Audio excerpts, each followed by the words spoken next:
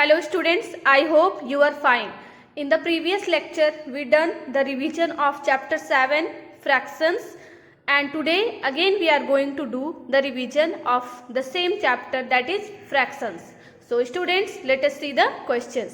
The first question is, arrange the fractions 2 upon 3, 3 upon 4, 1 upon 2 and 5 upon 6 in ascending order. हमें पता है कि ascending order में जब भी हम अरेंज करते हैं तो हम अरेंजमेंट करते हैं स्मॉलेस्ट टू ग्रेटेस्ट। तो यहाँ पे हमको फाइंड करना होगा कि कौन सा फ्रैक्शन स्मॉलेस्ट है और कौन सा फ्रैक्शन ग्रेटेस्ट है। तो इसको फाइंड आउट करने के लिए हमने आपको प्रीवियस लेक्चर में बताया था कि आप किसी फ्रैक्शन को कंपेयर तभी कर सकते हो जब या तो उसके न्यूमरेटर सेम हो या तो उसके डिनोमिनेटर सेम हो। तो हम यहाँ पे डिनोमिनेटर्स को सेम बनाएंगे, after that we will compare and after that we will arrange in ascending order. तो कंपेयर करने के लिए हम डिनोमिनेटर्स को सेम बनाएंगे। डिनोमिनेटर को सेम कैसे बनाएंगे? पहले हम एलसीएम फाइंड आउट करेंगे।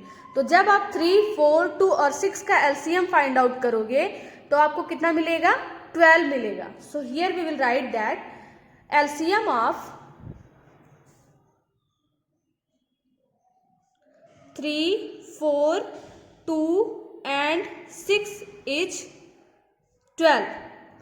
अब हम सारे फ्रैक्शंस के डिनोमिनेटर को क्या बना देंगे? 12 बना देंगे। तो चलिए देखते हैं। पहले 2/3 को बनाते हैं। तो 2/3 के डिनोमिनेटर को जब आप 12 बनाओगे तो आपको किससे मल्टीप्लाई करना पड़ेगा? न्यूमरेटर और डिनोमिनेटर को 3, 4 जा 12 होता है, तो 4 से मल्टीप्लाई कर दीजिए। तो ये कितना हो जाएगा? 8/12। फिर 3/4 को बनाइए 12। डिनोमिनेटर को 12 कैसे बना पाओगे? जब किससे मल्टीप्लाई करोगे? 3 से। तो हो जाएगा 9/12। ठीक है, ये किसके इक्वल था? This was equal to 3/4। ये आप राइट कर लीजिएगा। After that 1/2। 1/2 के लिए क्या मिलेगा? आपको डिनोमिनेटर 12 बनाना है तो किससे मल्टीप्लाई करना पड़ेगा? 2, 6 जा 12, 6 से। तो हो जाएगा 6/12। और लास्ट में बचता है 5/6। आपको पता है कि 5/6 के लिए हमें क्या करना पड़ेगा? 6 को 2 से मल्टीप्लाई करना पड़ेगा। तो हमें कितना मिल जाएगा? 10/12। Now the equivalent fractions we got, the equivalent fractions are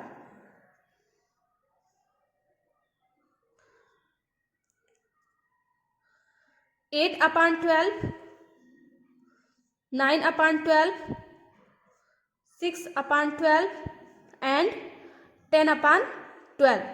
अब हम इन फ्रैक्शंस को किस में अरेंज करेंगे? असेंडिंग ऑर्डर में। अब देखिए यहाँ पे डिनोमिनेटर सेम है तो वो फ्रैक्शन हमारा ग्रेटर होगा जिसका न्यूमरेटर सबसे ग्रेटेस्ट होगा। तो यहाँ पे देखिए 10/12 ग्रेटेस्ट है। उसके बाद क्या राइट होगा? 9/12, after that 8/12 and after that 6/12। ठीक है, अब देखिए हमारा जो असेंडिंग ऑर्डर आ जाएगा, sorry this is the descending order. हमको अरेंज किस में करना है? असेंडिंग ऑर्डर में। तो ये तो हमारा कौन सा ऑर्डर है? डिसेंडिंग ऑर्डर हो गया। तो असेंडिंग ऑर्डर में करने के लिए आप कैसे करोगे? सबसे पहले आप सबसे स्मॉलेस्ट फ्रैक्शन राइट करोगे और वो फ्रैक्शन हमारा क्या है? 6/12। उससे ग्रेटर कौन सा होगा? 8/12। उससे ग्रेटर कौन सा होगा? 9/12। और उससे ग्रेटर कौन सा होगा? 10/12। So this is the ascending order. अब हम ये तो इक्विवेलेंट फ्रैक्शंस हैं, ये जो एक्चुअल में फ्रैक्शंस थे उसके क्रम में हम राइट कर लेते हैं। तो 6/12 किसके इक्वल है? 1/2 के।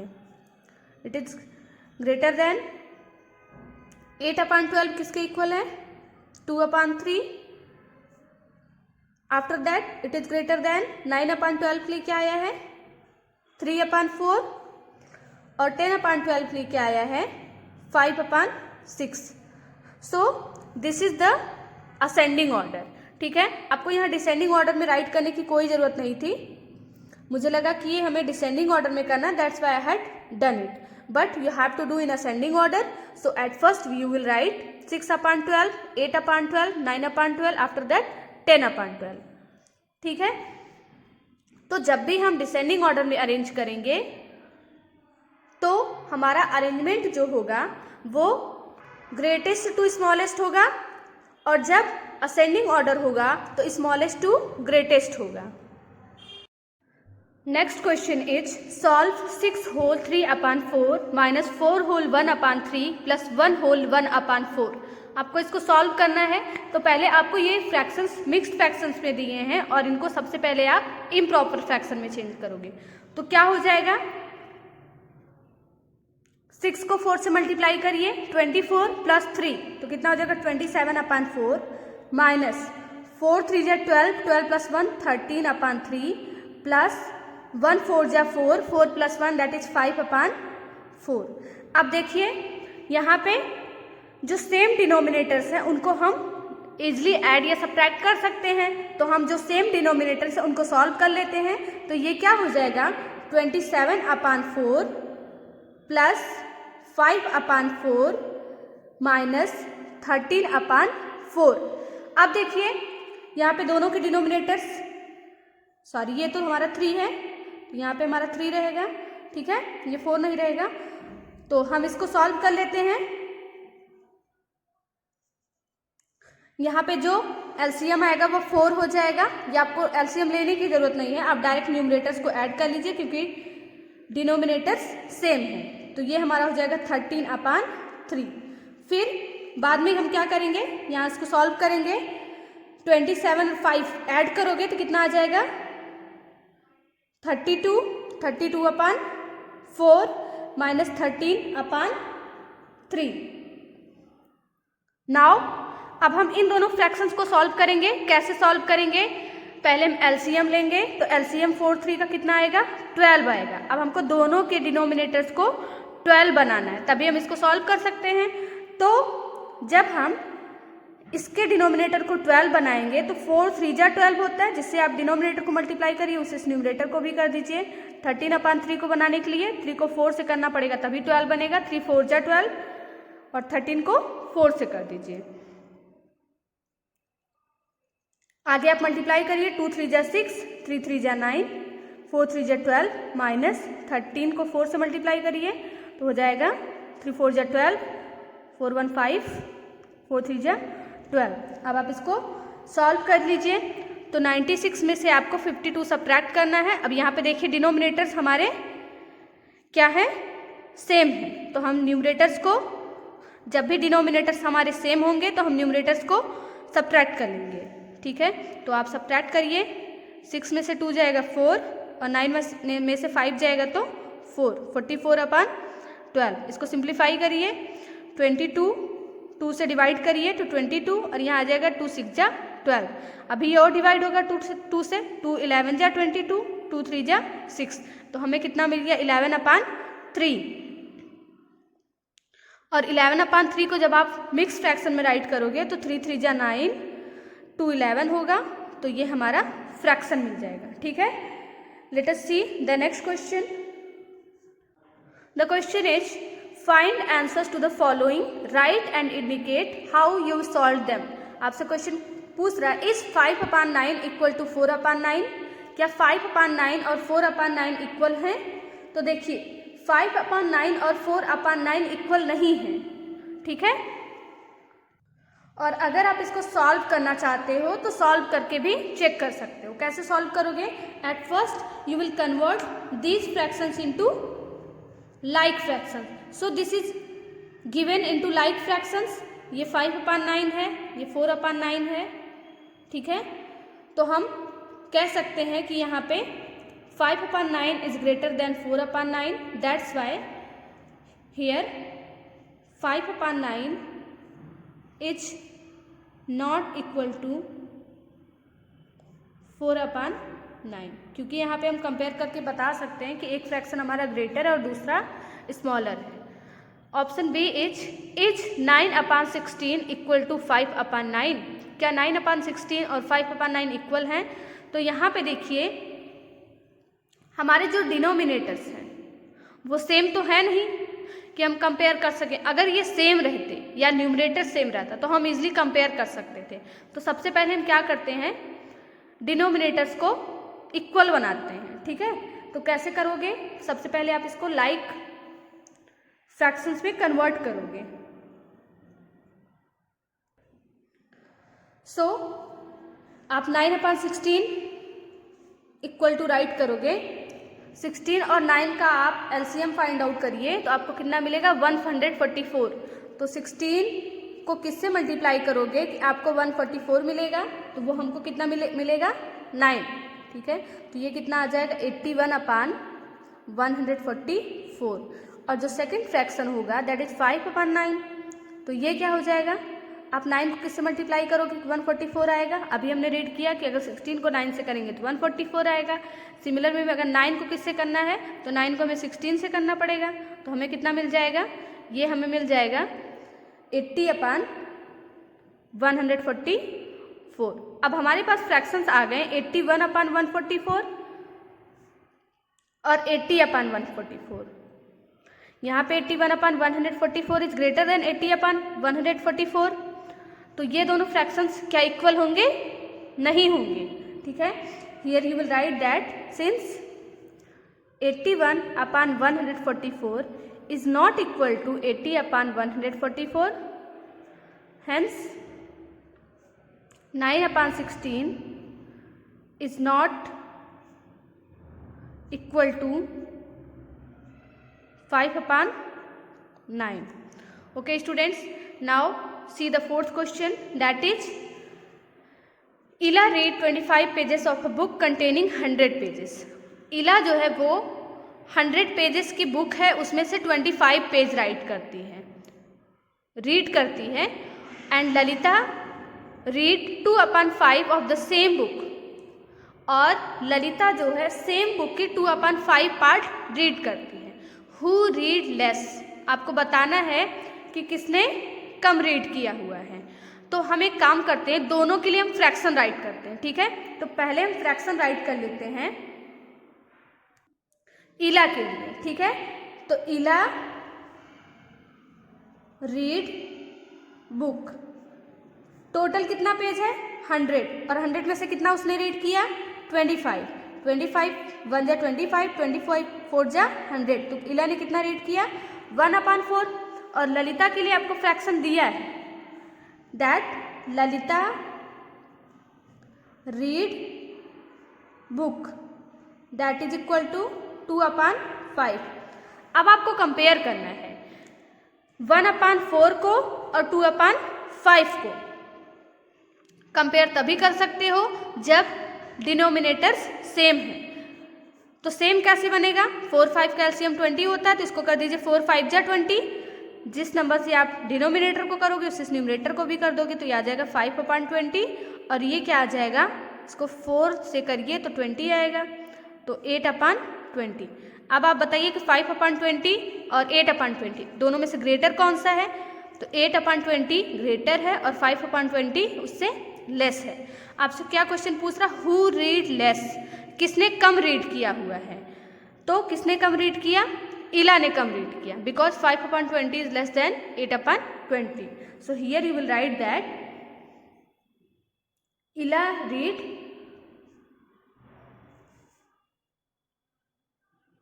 less. Okay students, now see the next question. The fifth question is, when Sumita weighed herself on Monday, she found that she gained 1/4 kg. Earlier her weight was 46/3/8 kg. What was her weight on Monday? Sumita ने जब अपने आप को wait किया, मतलब वो wait check कर रही है, तो उसने क्या पाया कि पहले से 1/4 kg उसका वेट इंक्रीज कर गया है। अगर उसका पहले वेट 46/3/8 kg था, तो बताइए what was her weight on Monday, Monday को उसका वेट कितना है। इस क्वेश्चन को आप ऐसे समझ लीजिए कि अगर आप किसी दिन अपना वेट चेक करते हो और आपको ये समझ में आता है कि आपका वेट जो है वो 2 kg इंक्रीज हो गया। अगर आपका पहले वेट मान लीजिए कि 25 kg था, तो अब आपका वेट कितना हो जाएगा 25 + 2 दैट इज 27। यही आपसे क्वेश्चन पूछ रहा है कि उसका वेट 1/4 kg इंक्रीज हो गया है। पहले उसका वेट 46/3/8 kg था। तो बताइए कि अब मतलब मंडे को उसका वेट कितना है। इस कंडीशन में आपको क्या करना है, आपको ऐड करना है। ठीक है, स्टेटमेंट कैसे राइट करोगे, let us right the statements. Eight first you will write that Sumita had gained 1/4 kg that is equal to 5/4 kg. 1 4 जा 4 plus 1 5/4 kg. Now earlier her weight was 46/3/8 kg. आप जब इसको सॉल्व करोगे तो आपको मिलेगा 371/8 kg। आप 46 को 8 से मल्टीप्लाई करके उसमें 3 ऐड कर लीजिए तो आपको इतना मिल जाएगा। ठीक है, now we will write that weight of Sumita on Monday. तो मंडे को हम फाइंड आउट करने के लिए क्या करेंगे, ऐड कर लेंगे 371/8 + 5/4। देखिए बेटा, आप ऐड या सब्ट्रैक्ट तभी कर सकते हो जब क्या हो, डिनोमिनेटर्स सेम हो। तो यहाँ पे 8 है, यहाँ पे 4 है, तो इसको 8 बनाने के लिए आप क्या करोगे, इसको 2 से मल्टीप्लाई कर दीजिए। 4 2 जा 8 हो जाएगा। 371/8 + 5/4 2 से मल्टीप्लाई करिए, ये हो गया हमारा 8। तो हो गया 371/8 + 10/8। अब इसको आप ऐड कर लीजिए। 371 में 10 ऐड करोगे तो कितना आ जाएगा, 381/8। ये क्या होगा, kg। Here you will write that hence weight of Sumita on Monday is 381/8 kg। या आप इसको मिक्स फ्रैक्शन में भी राइट कर सकते हो। ठीक है, the next question is mister Ranjan got a job at the age of 24 years and he got retired from the job at the age of 60 years. What fraction of his age till retirement was he in the job? So आपसे question क्या पूछ रहा है, mister Ranjan got a job at the age of 24 years. जब mister Ranjan 24 years के थे तो उनको जॉब मिली। And he got retired from the job at the age of 60 years. जब वे 60 ईयर्स के हुए तो वो रिटायर हो गए। अब आप बताइए तो उन्होंने जॉब कितने टाइम तक किया, तो 60 - 24 जब आप फाइंड आउट कर लोगे तो आपको पता चल जाएगा कि उन्होंने कितने टाइम तक जॉब किया। Okay, now the question is asking that what fraction of his age till retirement was in the job. तो हम कैसे इस क्वेश्चन को सॉल्व करेंगे, राइट करेंगे टोटल वर्किंग ईयर। हमें पता है टोटल वर्किंग ईयर 60 ईयर्स में रिटायरमेंट हुई, 24 ईयर्स के थे तब उन्होंने जॉब स्टार्ट किया था। आप 60 में से 24 को सब्ट्रैक्ट करोगे, ठीक है, तो आपको कितना मिल जाएगा, 36 ईयर्स मिल जाएगा। तो हमें फ्रैक्शन क्या मिलेगा, the required fraction will be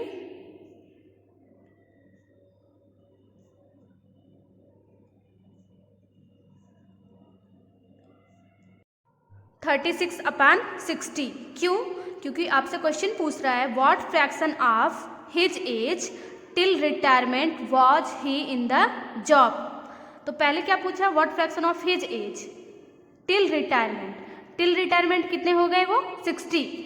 and was he in the job, उन्होंने जॉब कितने टाइम किया, तो 36 ईयर्स तक। तो फ्रैक्शन क्या मिल जाएगा, 36/60। इसको सॉल्व कर लोगे, 6 6 जा 36, 6 10 जा 60।